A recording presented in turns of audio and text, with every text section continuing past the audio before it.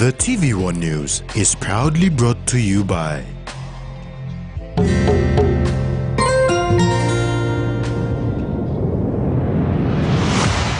BSP, our bank, our people.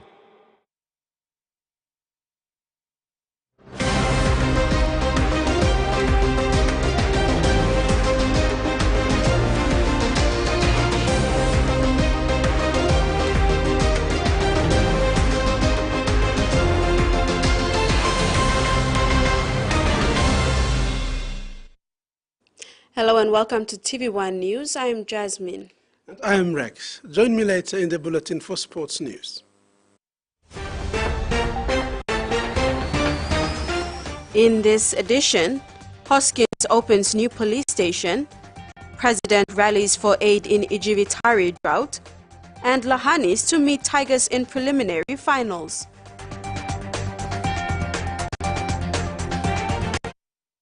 The people of Kaboom district in Morbe province are calling on Prime Minister James Marape to honor his commitment. Team leader of the Leitu Indagan Kaboom Road project, Sebastian Singeri, said 4 years ago the PM made a commitment of 100 million kina to connect Kaboom to the outside world.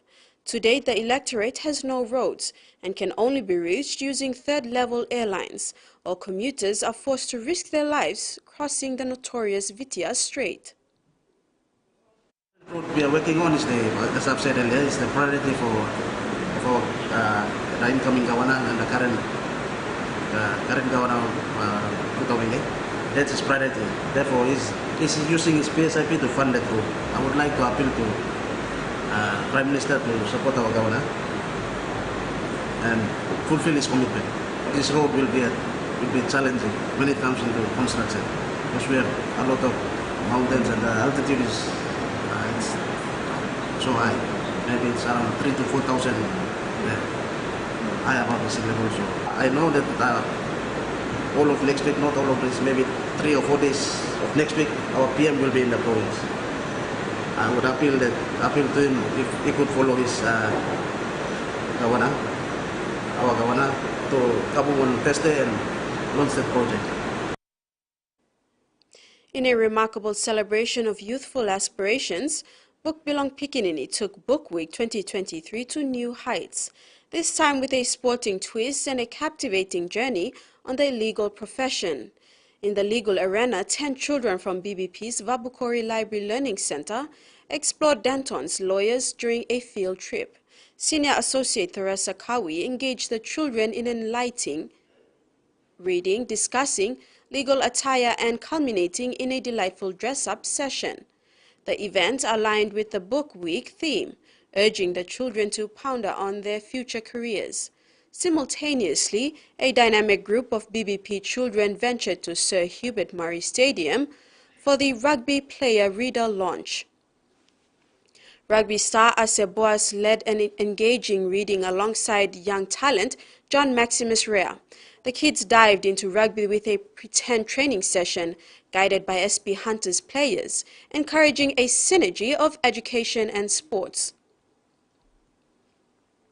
The 22nd Melanesian Spearhead Group Leaders Summit concluded in Port Vila on Thursday after a fruitful round of talks on environment and climate change mitigation, security, and nuclear waste disposal management. Vanuatu's Prime Minister and MSG Chair Ismail Kalsakau, Fiji's Prime Minister Sitiveni Rabuka, Solomon Islands Prime Minister Manasseh Sogavare, New Caledonia spokesperson Victor Tutugoro, and Prime Minister of Papua New Guinea James Marape ended the Leaders Summit with a retreat at the Havana Boathouse, 30 minutes out of Port Vila.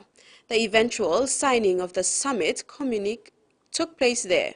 Prime Minister Marape, who returned to the country this morning, commended the meeting and the initiative and time taken by the leaders to be present at the summit, adding that PNG's presence at the summit was certainly appreciated.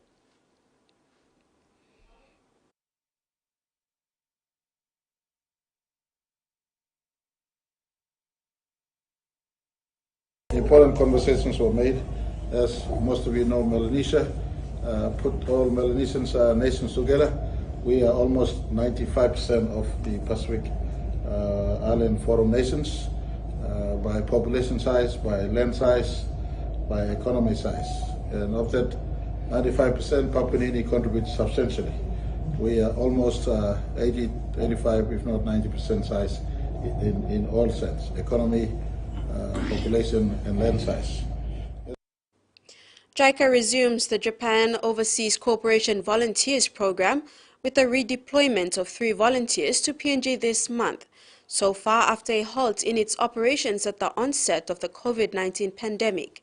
The JOCV program is a key component of JICA's comprehensive official development assistance to PNG that aims to share Japan's know-how and technical expertise in developing communities and to enhance two nations' unwavering friendship.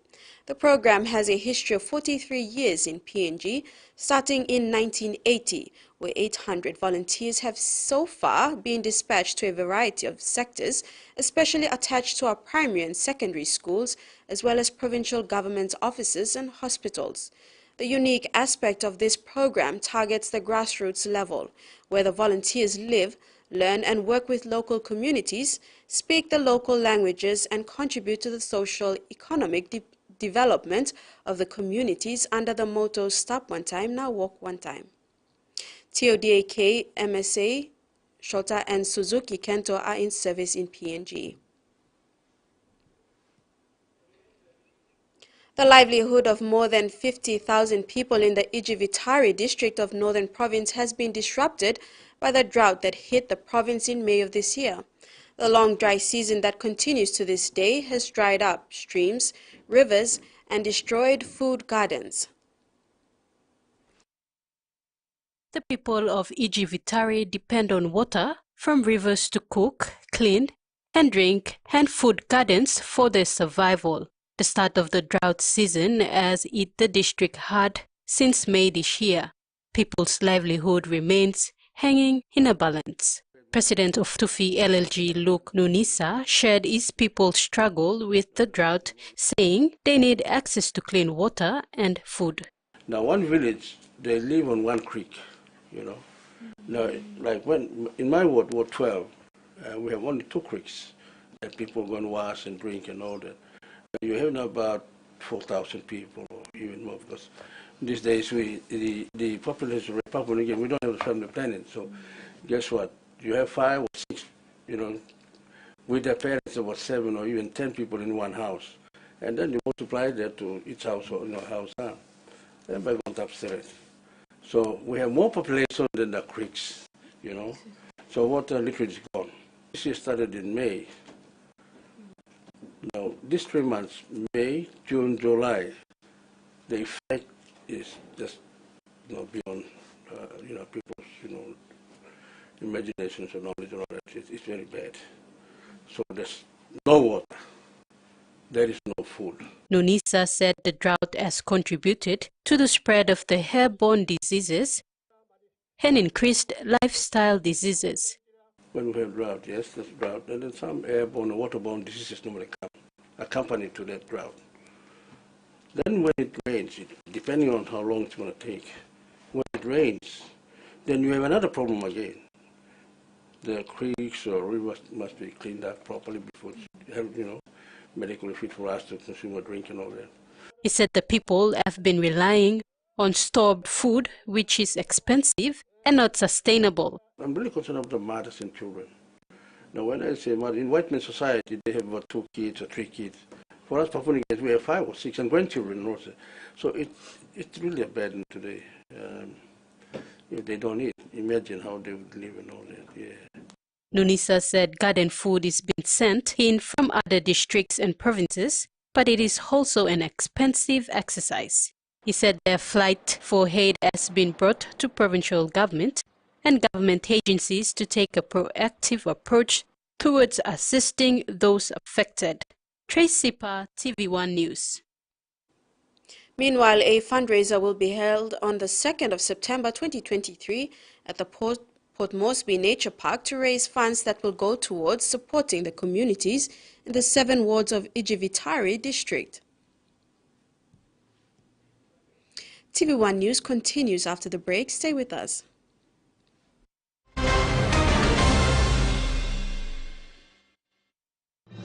Experience a convenient and smarter way to do your banking with BSB Mobile Banking. You don't have to leave the office or your home to pay for bills. You can view your account balance, transfer funds, top up phone credits, or purchase easy paid units wherever you are.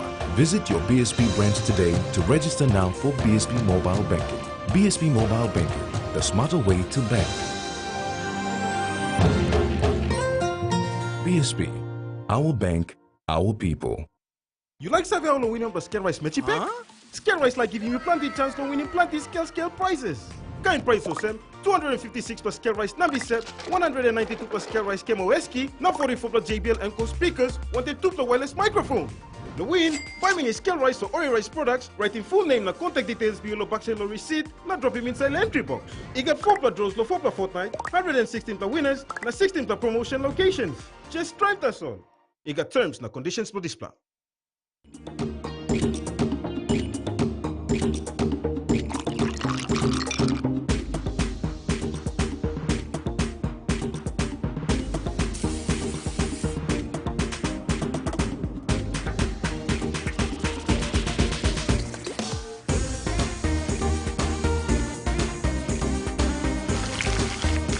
More clean, more sweet.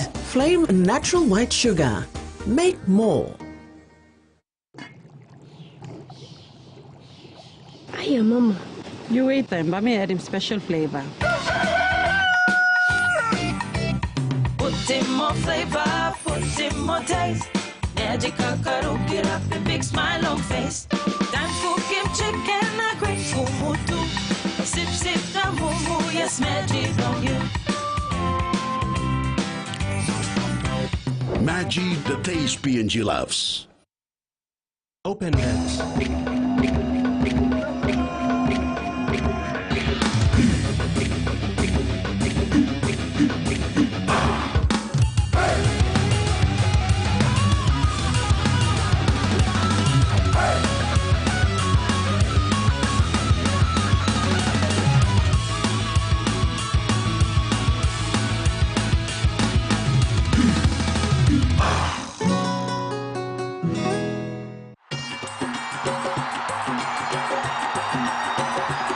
The ICC Men's Cricket World Cup 2023 is almost here.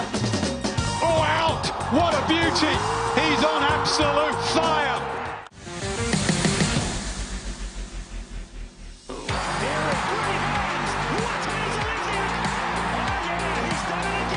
Burns!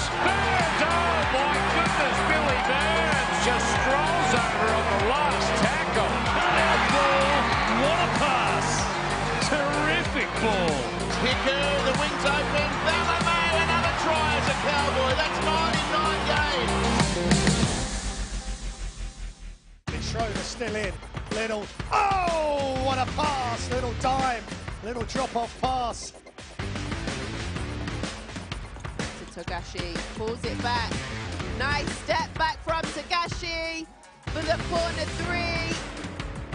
58-57 to Chinese Taipei. Sengfelder with great hands. He's not going to drop that one.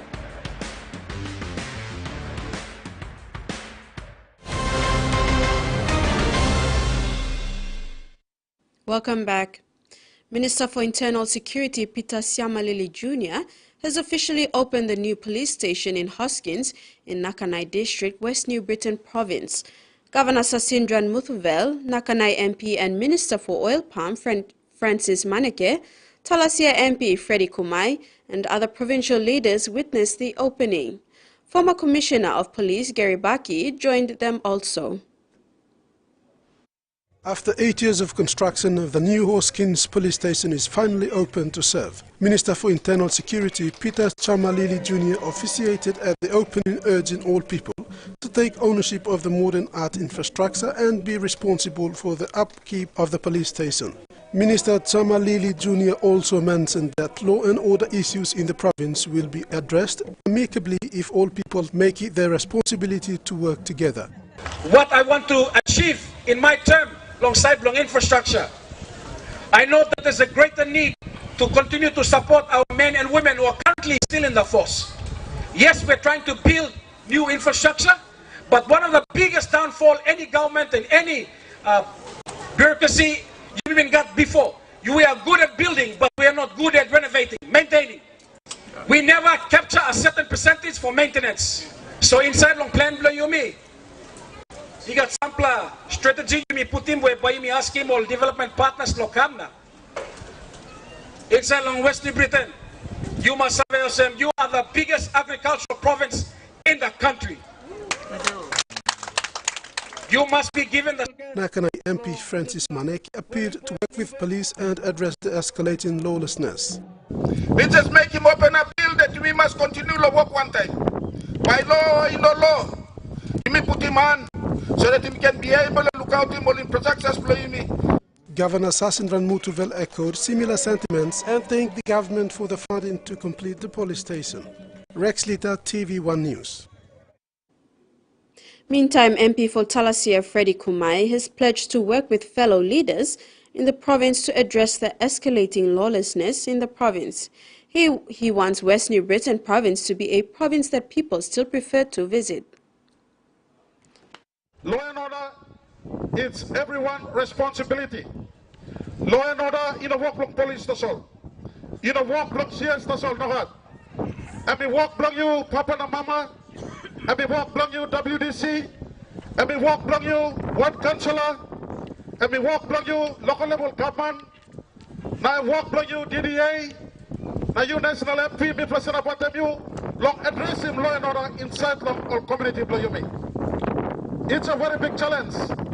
It's all around the country that today you may experience plenty of social issues that will affect him nation block you me. Every province only got home self law and order situation block. But me let them thank you. Look governor block you me. Now long national MPs block you me. Where today me got big confident that me block holy man I walk one time long addressing all issues block you me inside the province. 2 new cadets have joined the Maritime Cadet Program under the prestigious Octedi Development Foundation Maritime Scholarship. OTDF was proud to announce Jacqueline Jeremiah and Silas Waimona to undergo a sea-time training, strengthening the commitment to safety, education and skill development in partnership with the P&O Maritime Logistics for 24 months.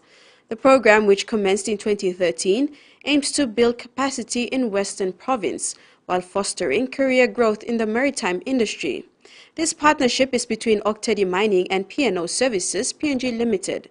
Program Services Sustainable Manager Andrew Murray further added that the Maritime Cadet Program is open to eligible individuals from Western Province. A 300,000 kina check was handed over to the World Indigenous Business Forum, which will be held here in Port Moresby in October 2023. Minister for International Trade and Investment Richard Maru acknowledged Teachers Savings and Loan Society for their bold move. Teachers Savings and Loan Society presented a check worth 300,000 kina towards the World Indigenous Business Forum, which will be held in Port Moresby this October. Minister for International Trade and Investment Richard Maru acknowledged TISA for their bold move in becoming WIBF's 2023 Platinum sponsor. To be a Platinum sponsor of this event, TISA is coming up with a sponsorship of 300,000. I would like to appeal to other indigenous businesses in Papua New Guinea to get behind and become sponsors. We will have space for 300 Papua New Guinean delegates. TISA as Platinum sponsor will automatically have 5 slots to bring in your own delegates, including Mr. Kosh and yourself. And I want to announce that you will be one of the 4 public speakers to share your story about how TISA started in. He stated that this is the first time PNG will host the Forum of the World where indigenous businesses from different parts of the world, like the Aboriginals from Australia, Maoris from New Zealand, Indians, Canadians, African countries and Asian countries, as well to do business, find partners, share knowledge, technology, cultures and get to know each other. TISA Group CEO Michael Koizen emphasized that TISA is excited and happy to participate in the WIBF come this October from the 23rd to the 26th. Fits in with our culture and DNA. We are an indigenous Papua New Guinean business owned by ordinary moms and dads of this country, 70,000 of them and their families. So it really fits in well with what we do, and a huge opportunity that the government has provided for us to showcase not only an indigenous successful financial institution, but also to meet other indigenous businesses of different parts of the world. So it's a huge opportunity. We are excited and very happy to support and participate. And now the finance news. The kina closed unchanged at $0.2770 US in the interbank market. At Bank South Pacific, our kina was buying $0.2695 US, $0.4175 Australian dollars, €0.2418 euro, and 38.98 Japanese yen. Looking at commodity prices at New York close, coffee, cocoa, crude oil, and copper closed higher, while gold, copra, and palm oil closed lower. And on the stock market, the Dow Jones closed lower, ASX closed lower, and all ordinaries closed lower as well. You're watching TVWAN News. Stay tuned. We'll have news from abroad when we come back.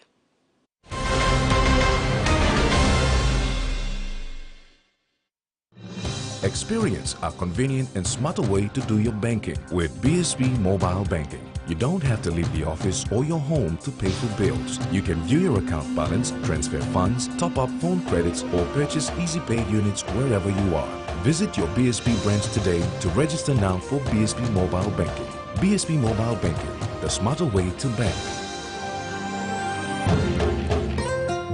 BSB, our bank, our people. Hey, you want to talk?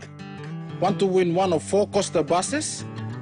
Simply collect 6 SP Lager Red promo caps and enter the draw at a participating store near you.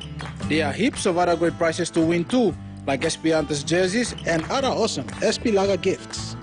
So enter the draw today for a chance to win. There's a bus to be won in Islands, Southern, Momase, and the New Guinea Islands. SP Lager, Bungi Mumi!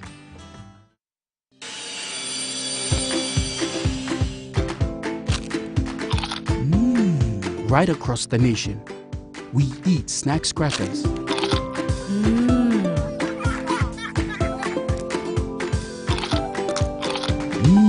Emi trupla. All get a young plan alapun, only like him snacks crackers. Only make him here, no PNG, one-time lay biscuit company. It's crunchy and tasty. It's irresistible. From the rich soils of the highlands, the finest coffee has been grown by generations of Papua New Guineans. Expertly blended and roasted with over 80 years of experience, making the finest cup of Nescafe New Guinea blend. PNG's own coffee.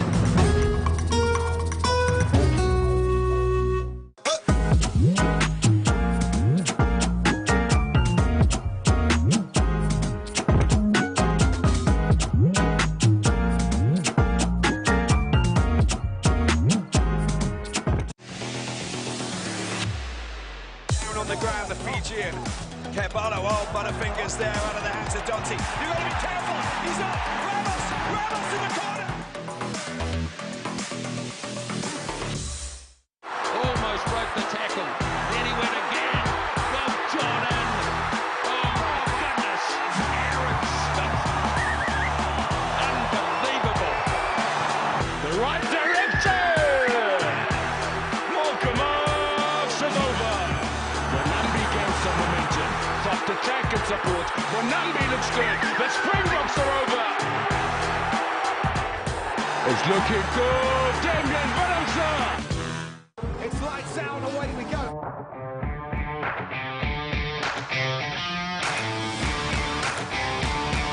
Very close. Throws an elbow. Takes the place. Brilliant racing on the edge from these two. Usyk's been a great champion, but everything with the beginning has an end. Daniel Dubois is going to knock him the out, I'm telling you. Triple D, Daniel, Dynamite, Dubois.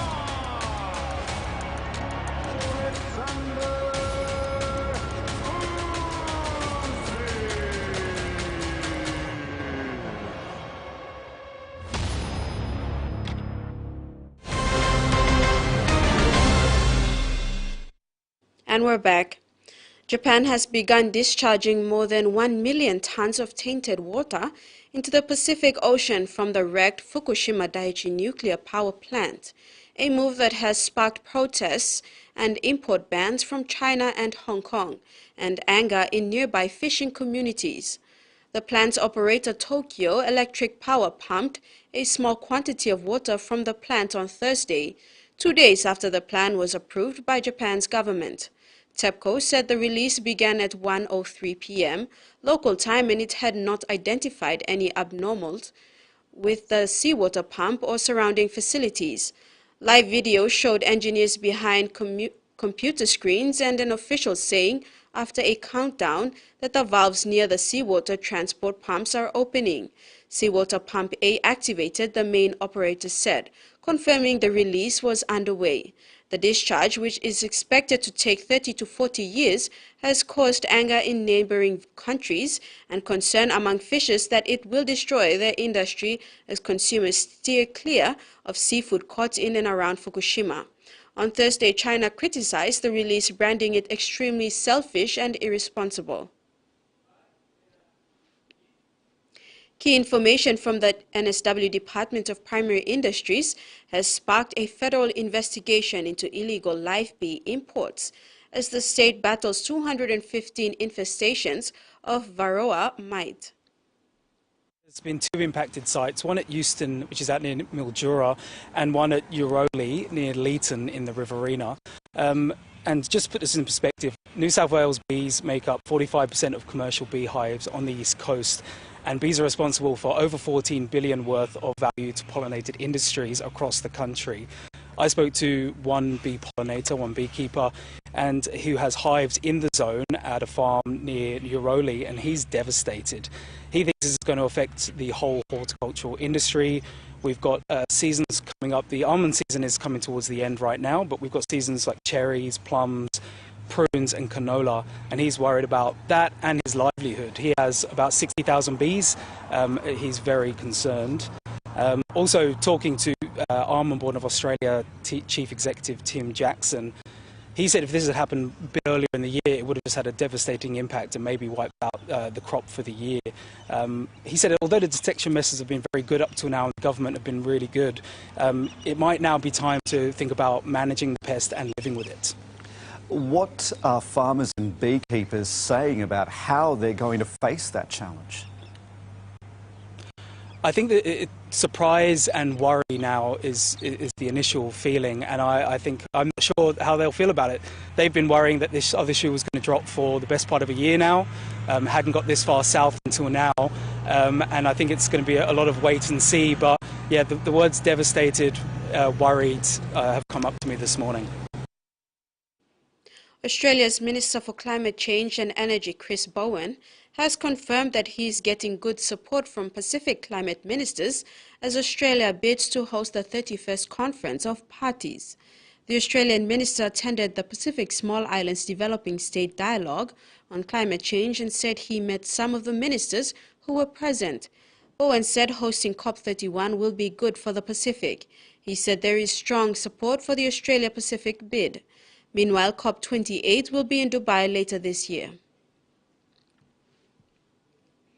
The Queensland government is fast-tracking proposed youth justice law changes, making it easier for young offenders to be detained in adult prisons.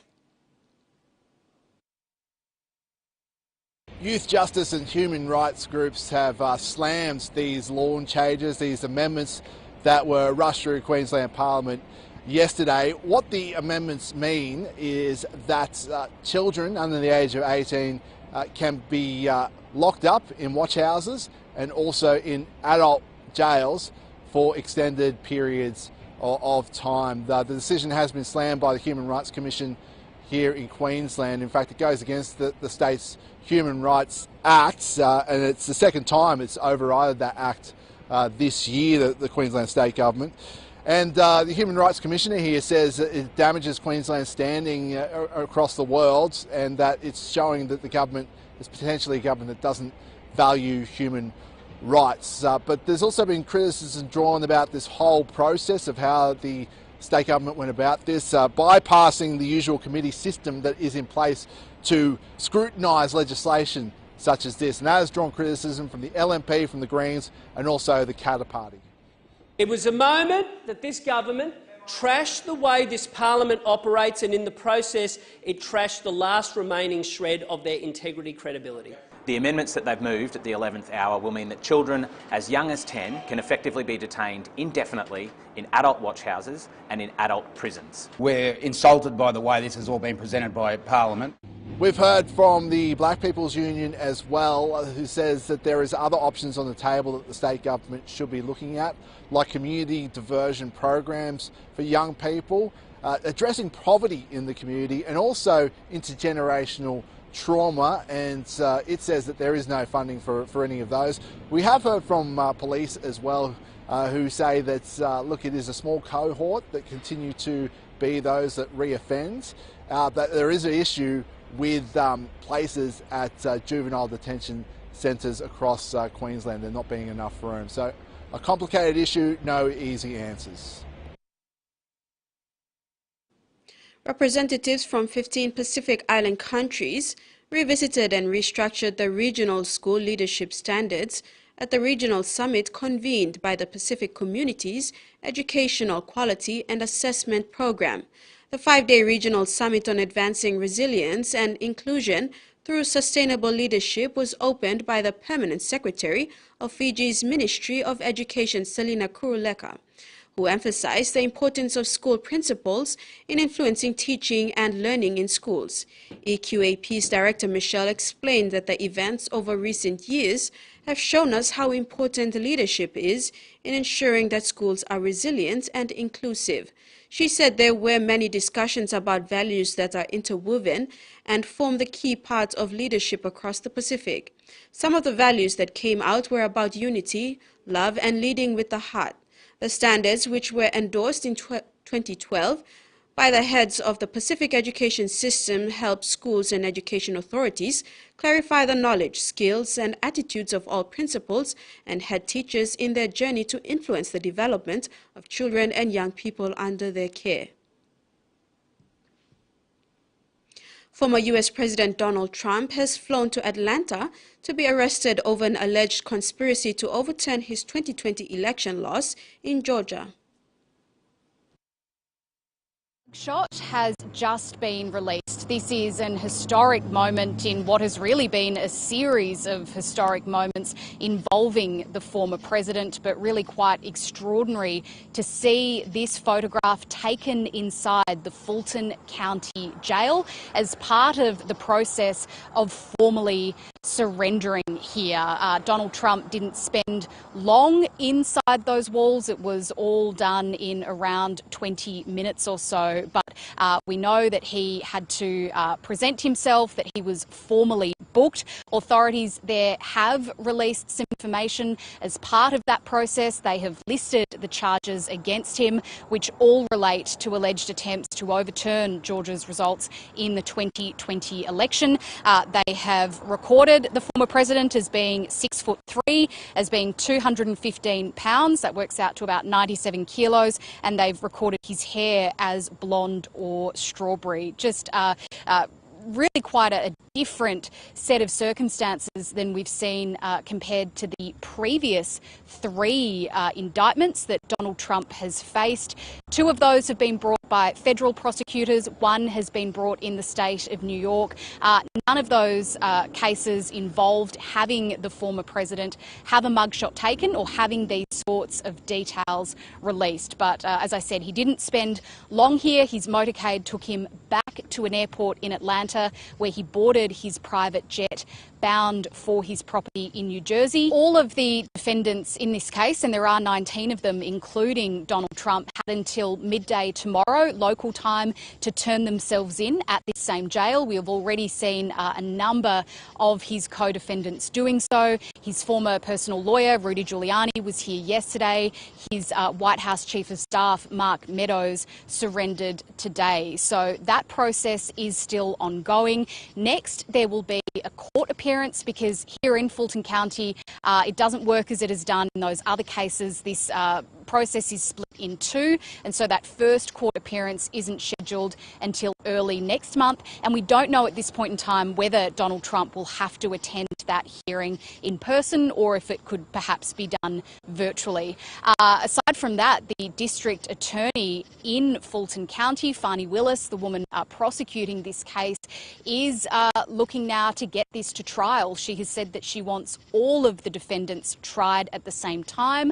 One of them had requested a speedy trial, and so she suggested in a court filing today that the trial could start in October of this year. That is much sooner than many had been anticipating, had been flagged earlier. So we wait to see whether that indeed would happen. A lot of legal experts we've spoken to ever since this indictment was announced were really sceptical that this kind of case involving so many people and being brought under Georgia's racketeering laws, that it could be brought that quickly. So we'll see what happens there. In the meantime, though, Donald Trump, as you heard there in those comments that he made at the airport, really trying to use this case, as he has done with the 3 previous cases, to his political advantage, trying to rally support, urging his backers for donations as he continues his campaign for the Republican presidential nomination, for which he is still considered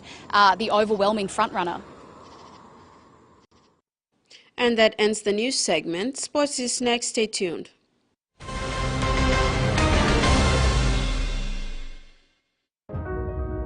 Hardware House is more than just a store. It is where quality meets affordability, where culture is proudly celebrated. Spanning 9 provinces, we pride ourselves in offering top-notch customer support and services. We're more than just a store. We're more than a brand. We are Hardware House.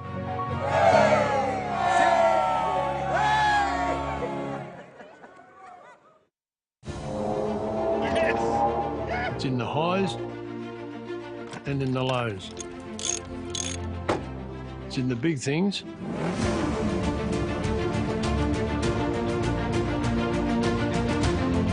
and the small things too. It's hard to put into words, but you'll know it when you see it. Terrain tamer, when quality counts. Saturday afternoon footy, and she's over! They're about to take the lead.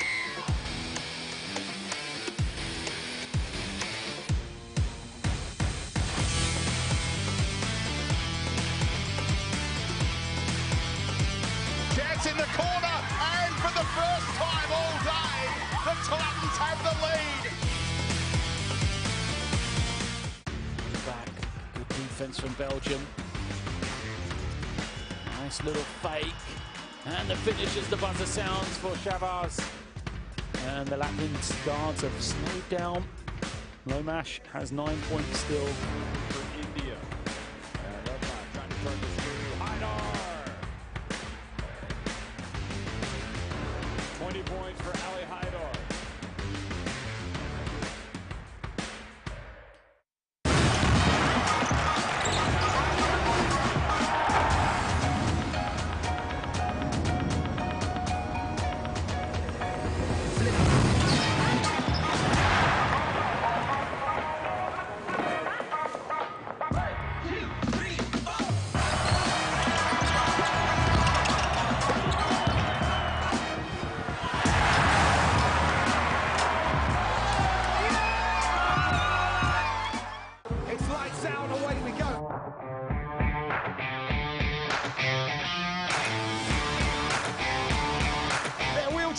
They're side by side. Who gives an inch here as we go into the infield? Brilliant battling.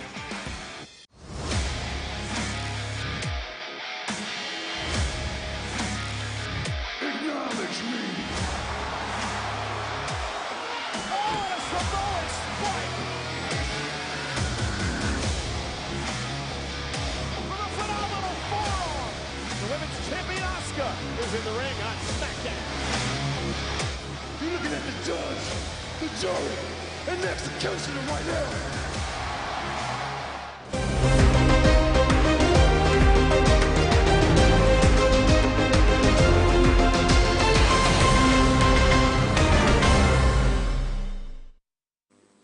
Welcome back.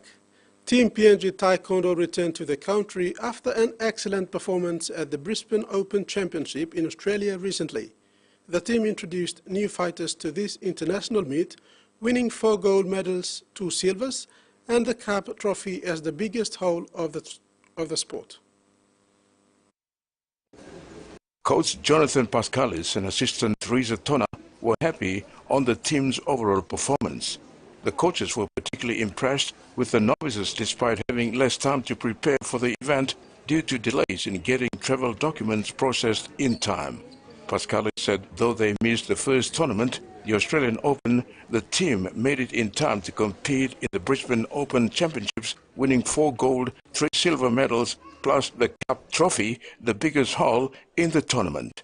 Assistant coach Tona said some of the young fighters got extra fights, which was good for their exposure and experience. We also asked to get extra fights just for the experience-wise and exposure, which we got, especially for female fighters, especially Maritime Pascalis in the under 49 kilos. So she got extra fights, 2 extra fights, and she actually won 1 and lost by 1 point in the other. So that was a very strong performance. The coach said the team's impressive performance at the championships has also attracted overwhelming interest from other organizers who would like to invite them back for more fights in the future. It's a one-day event. Boys from PNG, Mr. Taekwondo group did very well. We picked up 4 gold, 3 silver with a cup. Showing that our team participated really well, much better than the other opponents. So yeah. With the upcoming Pacific Games, Pascalis said they're looking at having more lead-up fights just to maintain form and consistency. It is important to their ultimate medal prospects. In their respective divisions, Missy Edward, Marai Pascalis and Edna Jack won gold, Albert Louis and Harry Carre won silver, and Adrian Poppy won the Cup trophy. Terry Longwood, TVWAN Sports. The Kumul Petroleum PNG Levels departed early this afternoon for Vanuatu to compete in the ICC T20 World Cup East Asia Pacific qualifier. The winner of the qualifier will represent the region in the T20 World Cup. PNG Levels entered the qualifier with a winning record of 5 out of 5 wins.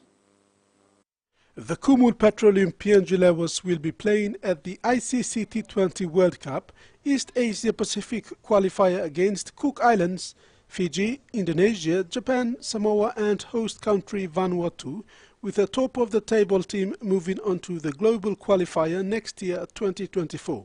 The global qualifier, which will be held in 2024, is the final qualifying tournament.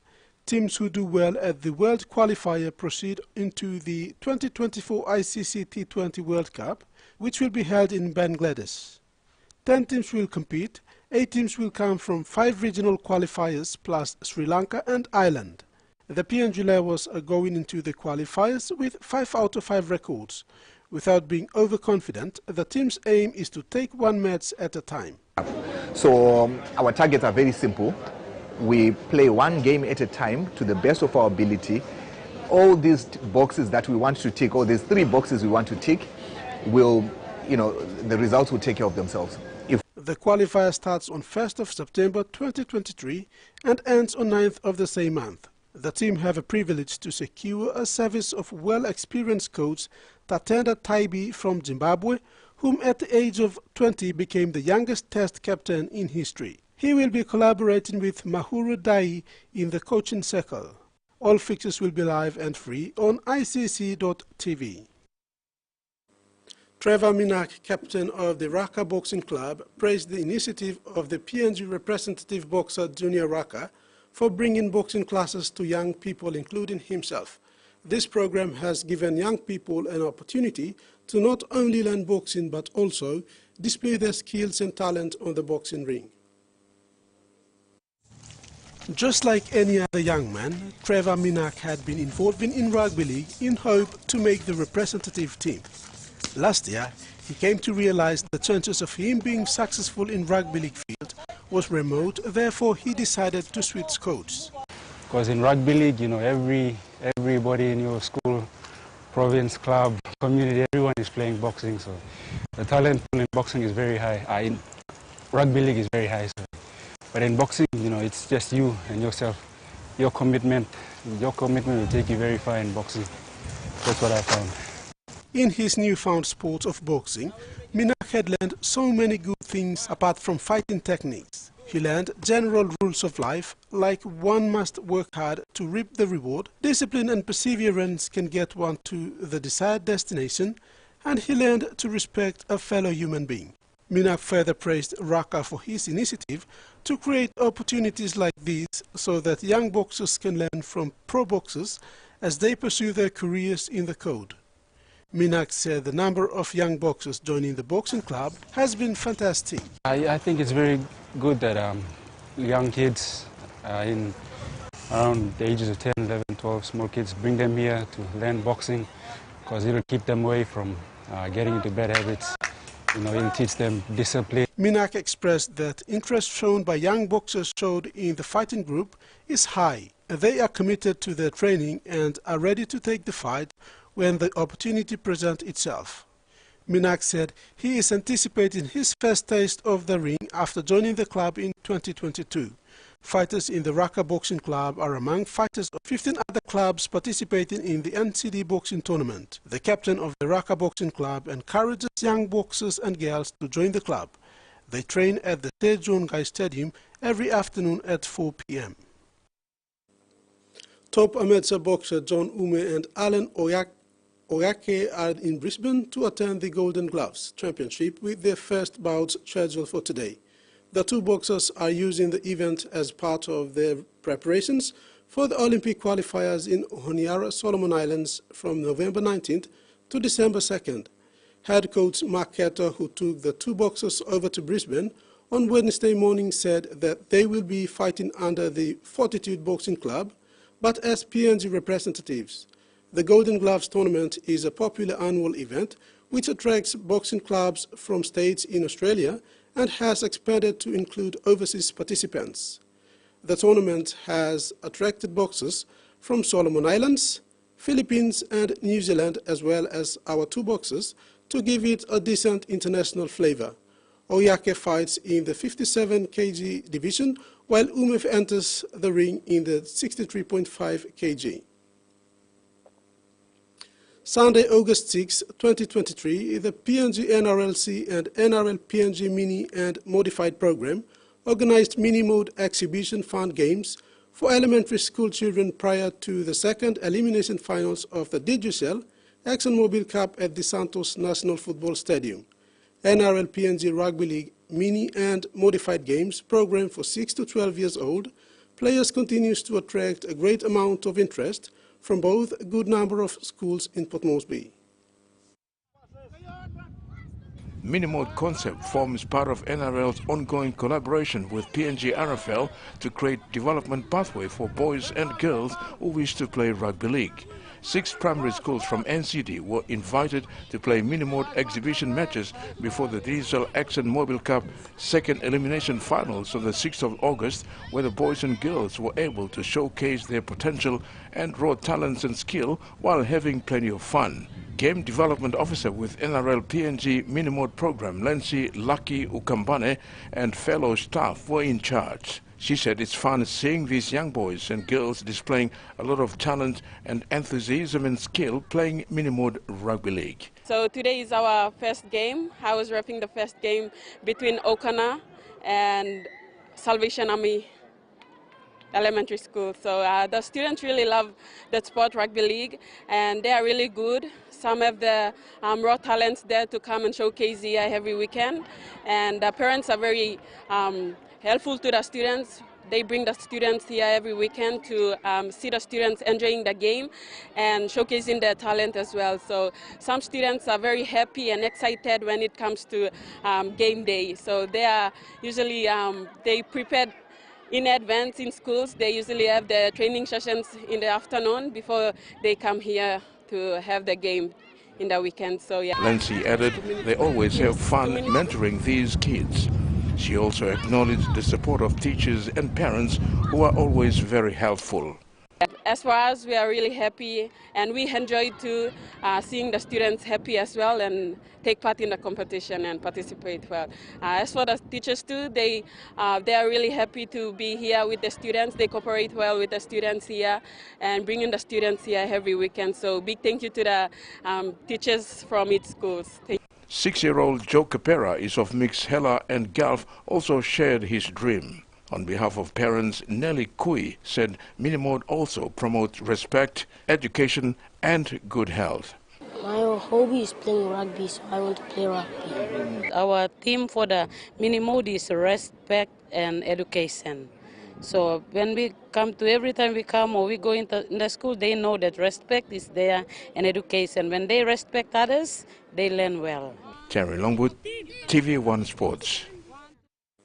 A bumper crowd is expected at the Santos National Football Stadium this Sunday for the much anticipated blockbuster preliminary final of the 2023 DGSL ExxonMobil Cup between Bintanga Goroka Lahanis and Leisnex Tigers. The ultimate winner faces minor premiers and early cup favorites EPG Angamiox next Sunday, 3rd September 2023 in the Big Cup decider. The Lahanis Tigers prelim match on Sunday will be preceded by 2 women matches between Highlands and Northern and Southern and NGI in the current National Women's Rugby League Championship. It's now or never for Bintanga Goroka Lahanis and Leisnex Tigers, who will leave no stones unturned this weekend as they brace themselves to get through their final hurdle. The preliminary finals this Sunday decides who gets the right to meet early cup favourites Miox in the grand final next Sunday. From the outset, Lahanis' recent back-to-back wins against star-studded teams Hella Wigman and Egma Gurias had merit and could be the real deal. They are the giant killers of semi-finals footy. They are up against the sleeping giants and a benchmark of the competition Tigers, who've been there, done that, and know what it takes to bounce back and rise to the challenge when it really counts. On-form Tigers could be ranked second most consistent throughout the season behind Miox and look to bounce back against Lahanis if they can polish up on their attack and get their execution right, which really let them down last week against Miox. They have a good defensive system, which was outstanding last week. As evidence in their past 2 wins, Lahanis play simple open football with a simple game plan. They play to their strength in effort areas with compressed defense in the middle. However, against the pacey Tigers outfit, especially on the edges, the intensity and tempo of the game could take a lot out of the players. The team that completes high with better execution and back it up with strong defense could triumph. Prior to the preliminary final between Lahanis and Tigers on Sunday, Women's Rugby League. Northern Zone play Highland Zone at 11 a.m, followed by Southern versus NGI in the PNG RFL National Women's Championships. The top 2 women's teams qualify for the Grand Final, which will be played before the Dam Cup Grand Final on September 3, 2023 at the Santos National Football Stadium. Terry Longwood, TV1 Sports. And that ends the news this evening. Here's a look at the weather for the next 24 hours. Regional focused Mombasa scattered showers and isolated thunderstorms. Lay occasional rain showers, then mostly cloudy. Wewak, Vanimo partly cloudy with few showers and possible thunderstorms.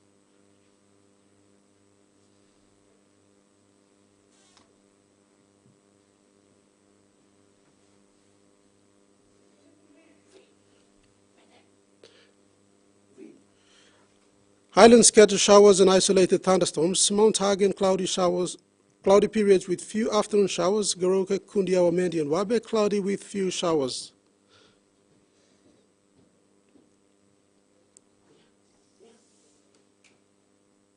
Southern isolated showers and windy conditions. Port Moresby partly cloudy and Alotau partly cloudy with few evening showers.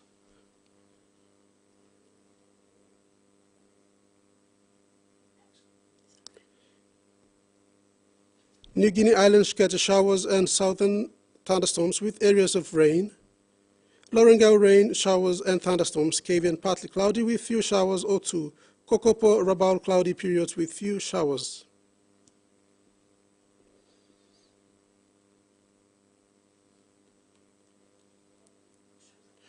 For the ocean forecast, Coral Sea seas rough, very rough with southeast winds of 25 to 33 knots, and Bismarck seas moderate to rough, becoming very rough over southern sector with southeast winds of 20 to 33 knots, remaining 47 knots over the southern sector. Coral waters forecast, waters of southern PNG Indonesia border to Daru to Kiwai Island to Kerema to Yule Island to Port Moresby.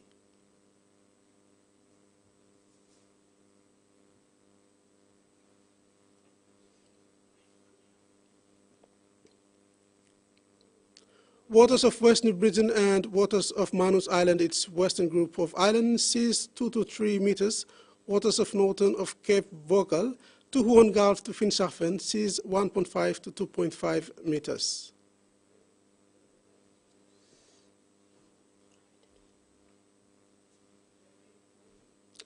And that ends the news tonight. Tomorrow's bulletin will be at 7 p.m.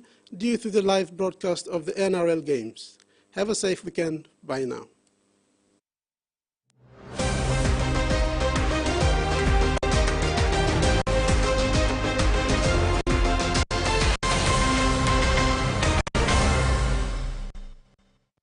The TVWAN News was proudly brought to you by